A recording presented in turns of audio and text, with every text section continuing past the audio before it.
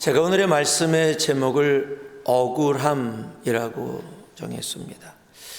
억울함이라는 단어의 정의는 아무 잘못도 없이 꾸중을 듣거나 벌을 받아서 화가 나거나 답답한 상태를 억울하다라는 억울함의 정의로 그렇게 내립니다. 세상을 살다 보면 분명 억울할 때가 있을 수 있습니다. 그런데 요즘은 이 억울함의 데피니션이 바뀌었는지 억울하다라고 이야기하는 이야기를 들어볼 때 저건 억울한 것이 아닌데 억울하다라고 이야기하지라고 그렇게 생각될 때도 있습니다. 그렇게 억울하다고 이야기한대요. 우리 아이도 공부 열심히 했는데 옆집 아이는 스탠포드 갔는데 우리 아이는 스탠포드 못 가서 억울하다. 이 억울하다의 정의가 굉장히 비교되어지고 바꿔지고 내가 생각하는 정의로 바뀌어버린 그런 경우죠. 한국 정치인들을 보면 억울하지 않은 사람이 한 명도 없습니다. 다 억울합니다. 무엇을 해도 억울하고 다.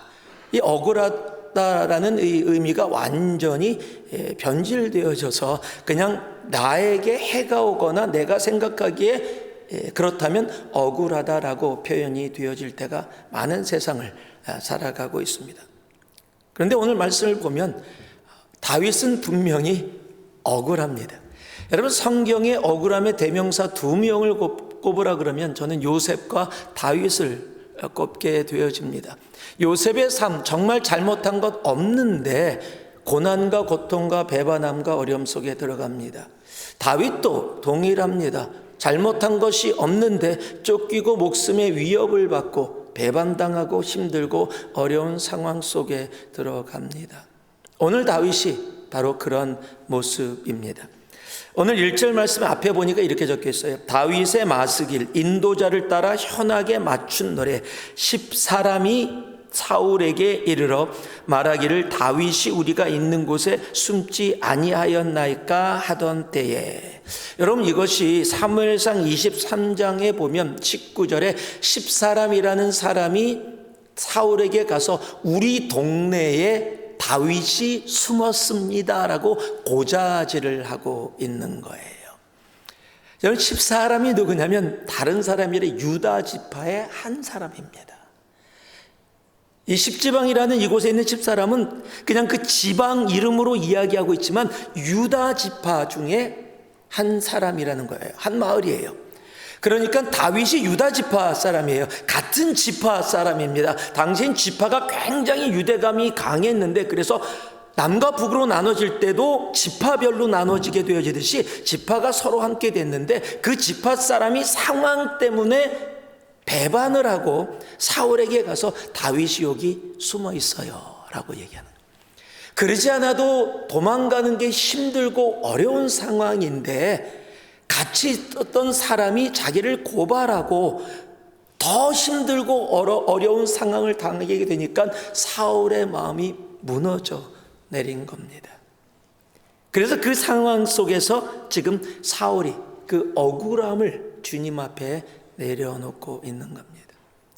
여러분, 우리의 삶에 억울함이 있을 때 가장 먼저 나타나는 게 뭡니까? 미움입니까? 이 억울한 상황을 나에게 준 미움입니까? 예, 미움 나타날 수 있습니다. 그런데 오늘 말씀 보니까 가장 먼저 다윗이 억울함을 토해내는 대상이 있습니다. 하나님이라는 겁니다. 여러분, 우리의 삶 가운데 혹 세상이 이해할 수 없는 억울함을 당했다라고 한다면, 그리고 그 억울함이 정말 하나님이 인정하시는 다윗과 요셉과 같은 억울함이라면, 여러분, 우리들의 삶 가운데 가장 먼저 나타나는 것이 있다면 그것은 하나님 앞에 나아가는 겁니다. 여러분, 다른 것이 아니에요. 하나님께 나아가야 합니다. 나 이렇게 억울해가. 여러분, 사람들한테 풀어내면 조금 편한 것처럼 느껴질지 몰라도 여러분, 그곳에는 아무 답도 없는 겁니다. 오히려 그렇게 하면 할수록 더 내 속에 미움과 고통과 아픔은 더 쌓여질 수밖에 없게 되어지는 겁니다. 오늘 1절 말씀을 봤더니요, 하나님이여 주의 이름으로 나를 구원하시고 주의 힘으로 나를 변호하소서. 이 억울함에서 나를 구원해 주실 이가 하나님밖에 없음을 고백하고 있고요. 나를 보호해 주시고 내가 정말 억울한지 안 한지 판단해 주실 분은 누구밖에 없다? 하나님밖에 없다라고 고백하는 겁니다. 여러분, 사람 앞에 가져가서 아니야?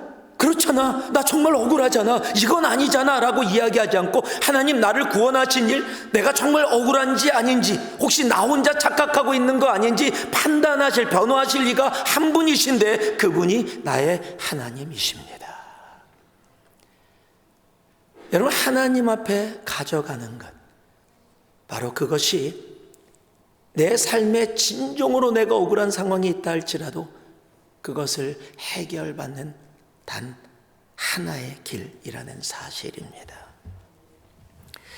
2절 말씀도 그래서 동일하게 이야기하고 있죠. 하나님이여 내 기도를 들으시며 내 입의 말에 귀를 기울이소서.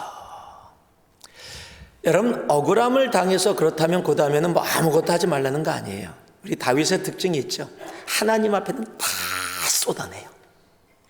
하나님 앞에는 마음 속이지 않아요. 하나님, 내가 억울함을 당했는데 저 사람 용서해 주시고 저 사람 잘 되게 해주세요. 우리 다윗은 그러지 않아요. 하나님, 그냥 인생 반토막 되게 해주세요. 어떨 때 보면 막 잔인할 정도로 하나님께 그렇게 해요.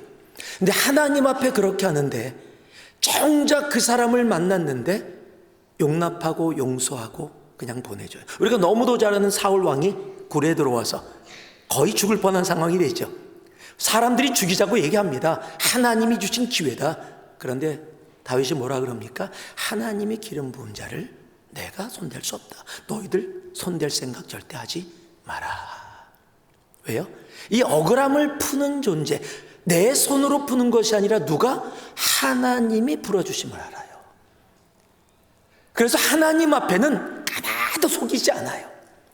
하나님 앞에서 하나님, 내가 용납하고 하나님 저 사람 잘 되게 해주세요. 막 이렇게 거짓으로 이야기하지 않고요. 하나님 앞에는 있는 마음 그대로 다 얘기해요.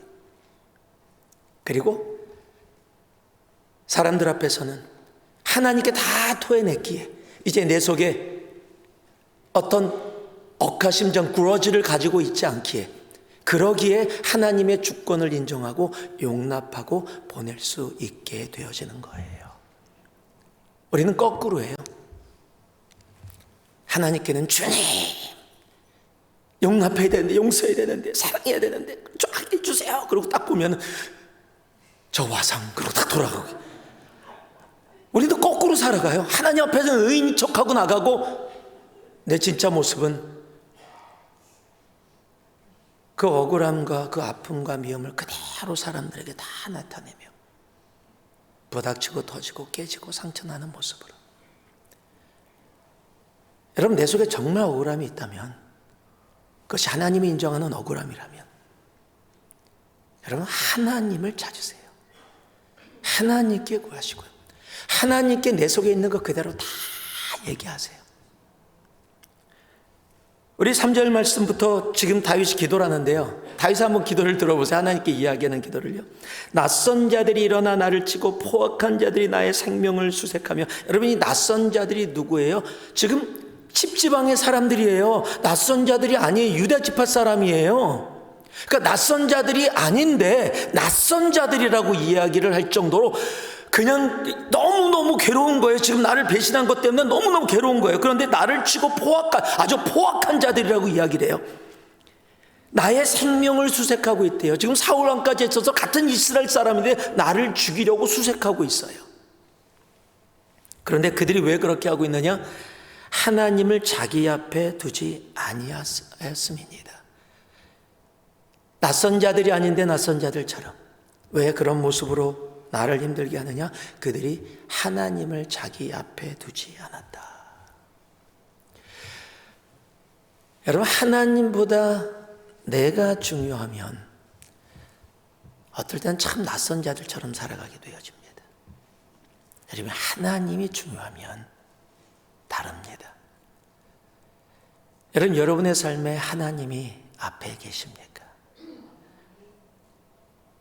여러분, 코람데오라는 말로 라틴어로 이야기하죠. 내가 하나님 앞에 서 있다. 여러분, 내가 하나님 앞에 서 있으면 절대 낯선 자가 되어줄 수 없다라는 겁니다. 여러분, 우리 자신을 돌아볼 수 있어야 합니다. 혹 내가 낯선 자로 다른 이의 마음을 아프고 힘들고 어렵게 하며 살아가고 있지는 않은가. 나는 내가 올바로 서 있다고 하는데 내가 하나님 앞에 서 있지 아니하고 내 이고 앞에, 내 가치관 앞에 서서 나의 것으로 나아가고 있지는 않은가. 여러분, 돌아볼 수 있는 우리가 되어져야 합니다. 오늘 이곳에 있는 우리 모두는 내가 어떤 형편, 어떤 상태, 어떤 마음이라도 하나님 앞에 서 있는 우리들이 되어주기를 소망합니다. 내가 하나님 앞에 서 있을 때 바로 거기서부터 모든 문제의 답이 나타나기 시작하는 겁니다. 그러면서 4절을 봤더니 하나님은 나를 돕는 이시며 주께서는 내 생명을 붙들어 주시는 이시니다. 다윗의 특징이 뭐냐면요, 주님 앞에 다 낯선 자들이라 그러고 다 포악한 자들이라고 다 마음을 내놓고 그러고 다시 언제나 또 하나님으로 돌아가요. 네. 막 그러고 거기서 끝나지 않아요. 다윗은 언제나 하나님으로 돌아갑니다. 여러분, 다윗의 시편을 쭉 보다 보면은요, 막 이거보다 더한 말도 막 기록되어 있습니다. 어떤 사람이 있는데, 어떤 사람이 인생이 80년이면 하나님 지금 30년 살았으면 반토막, 그러니까 앞으로 10년만 더 살고 죽게 해주세요. 여러분, 그런 정도의 기도는 안 하시죠? 내가 아무리 미워도 저 사람 내일 그냥 죽게 해주세요. 여러분, 그렇게 안 하는데 다윗은 그런 기도까지 해요. 근데 거기에 머물러 있지 않고요, 언제나 다시 하나님께 돌아갑니다. 그리고 그런 말은 하나님께만 해요. 여러분, 그것이 다윗이 다윗 되어질 수 있었던 많은 것 중에 가장 중요한 전 하나라고 믿습니다. 여러분, 하나님 앞에 솔직하세요. 하나님 앞에 여러분의 속에 있는 거 다 내놓으세요. 그런데 하나님께, 사람이 아닙니다. 하나님께요. 하나님께 다 내놓으세요. 막 힘들고 어려워, 어떨 때는 정말 심한 말을 했다고 할지라도 누구께? 하나님께만. 왜냐하면 우리 하나님은 들으시고 절대 안 전하세요. 우리는 듣고 전해요. 이거 얘기하면 안 되는데 안 하면 되는데 해요. 우리 주님은 절대 안 그러세요. 야, 어저께 내가 누구 기도 들었는데 걔가 네 욕하더라, 야. 우리 주님은요, 절대 그런 분이 아니세요. 하나님께, 다시 하나님께 돌아. 하나님은 나를 돕는 이시며 주께서는 내 생명을 붙들어 주시는 이시니이다. 자, 그리고 5절 가면은 다시 또 사람에게 돌아가요. 하나님께 사람에 대해서 이렇게 합니다. 좀 심합니다, 이번에는. 주께서는 내 원수에게 악으로 갚으시리니 주의 성실하심으로 그들을 멸하소서. 예. 자, 이것이 주께서 악으로 갚는다. 원어를 보면 주님이 어떻게 악으로 갚으실 수 있어요? 주님은 선하신 분이신데, 이야기를 간단히, 이 야쇼브라고 악으로 갚다라는 이 야쇼브라는 히브리어는요, 되돌아가게 한다라는 뜻입니다. 그러니까 지금 상대편이 악으로 자기를 향해서 달려오고 있는데, 하나님, 그들이 가지고 오는 악을 주님께서 그들에게 되돌아가게, 나에게 오지 않고 그들에게 되돌아가게 하여 주옵소서. 우리 어렸을 때 많이 하던 거 있죠. 막 누가 욕하면 반사. 네, 지금 반사 해달라는 거예요. 지금 반사. 지금 주님께 그렇게 이야기하고 있는 겁니다. 그리고 나서, 자, 다윗의 특징이 뭐라 그랬죠? 다시 주님께 또 돌아갑니다. 내가 낙헌제로 주께 제사하리이다. 여호와여, 주의 이름에 감사하리니 주의 이름이 선하심이니이다. 여러분, 낙헌제가 뭔지 아세요? 기쁨의 제사입니다. 지금 쫓기고 있고요, 문제 하나도 해결되지 않았는데 어떤 결단을 해요? 하나님, 내 삶이 주님 앞에 낙헌제, The worship of joy, 기쁨의 제사를 주님 앞에 드리겠습니다. 여러분, 이게 믿음이에요. 여러분, 이게 믿음이에요. 아직 아무것도 해결되지 않았는데 내가 주님 앞에 기쁨의 제사를 드리는 이유를 이야기하고 있는데요. 참으로 주께서는 모든 환난에서 나를 건지시고 내 원수가 보응받는 것을 내 눈이 똑똑히 보게 하셨나이다. 과거형이에요. 아직 아무것도 이루어지지 않았어요. 그런데 과거형이 돼요. 아니, 현재가 돼버렸어요. 그 일이 이루어졌어요. 우리가 너무도 잘 아는 히브리서 11장 1절은 뭐라고 얘기합니까? 믿음은 바라는 것들의 실상이요, 보지 못하는 것들의 증거니. 여러분, 이게 믿음입니다. 다윗은 이런 믿음을 가지고 주님께 나아가는 겁니다. 믿음은 미래에 아직 세상이 이루어지지 않았다라고 하는 것을 지금 내 삶의 현재형으로 가져와 살아가게 하는 것. 여러분, 그게 믿음이에요. 여러분, 그래서 기쁨의 제사를 드릴 수 있게 되어지는 거예요.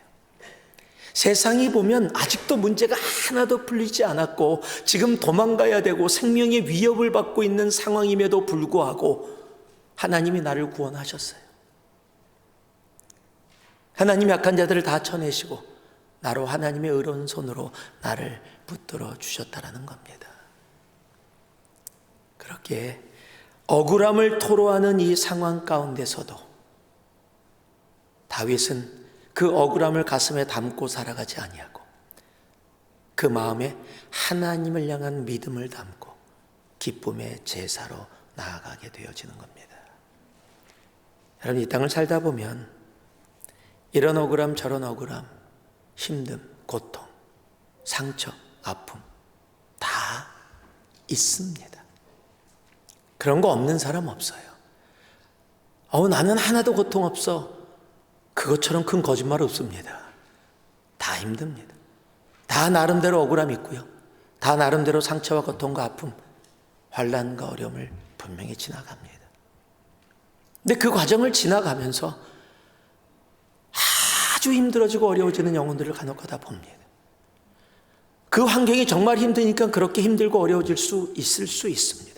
그런데 어떤 사람은요, 그것보다 더 힘들고 더 어려운 상황에 누가 봐도 객관적으로 봐도 그런데 그 어려운 환경 가운데 너무도 밝고 이야기하지 않으면 전혀 알 수 없는, 전혀 문제없이 살아온 것 같은 그런 모습으로 나아가는 영혼들도 분명히 있다라는 사실입니다.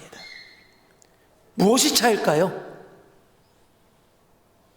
여러분, 하나님을 향한 믿음입니다. 하나님이 다 아십니다. 하나님이 다 행하십니다. 내 억울함이 진정한 주님이 보시는 억울함이라면 하나님이 해결하십니다. 그것이 막연한 미래의 일이 아니라 지금 나의 일이 되어진 거예요. 그래서 낙헌제로, 기쁨의 제사로 주님 앞에 나아가게 되어지는 겁니다. 우리의 삶 속에 이루어지는 어려움과 고통들, 슬픔들, 오늘뿐만 아니라 미래에도 분명히 있을 수 있습니다. 아니, 있을 겁니다. 그러나 그때마다 여러분 어떤 모습으로 살아가실래요? 어떤 모습 가운데 여러분들은 신앙의 걸음을 걸어가실 겁니까? 여러분, 믿음으로 걸어가는 다윗처럼 억울한 상황 속에서도 하나님께 구하고 기쁨의 제사를 드리는, 여러분 밖에 사람이 보면 그럴 거예요. 저 사람 미쳤나? 어떻게 저런 제사를 드릴 수 있지? 다윗은 아무 문제가 없나 보다. 사람들이 딱 착각할 정도로 주님 앞에 그렇게 낙헌제로 매 순간 예배드리며 나아갈 수 있는 우리 새누리의 한 영혼 한 영혼 되어지기를 주님의 이름으로 축복하고 또 축복합니다. 우리 함께 기도하겠습니다.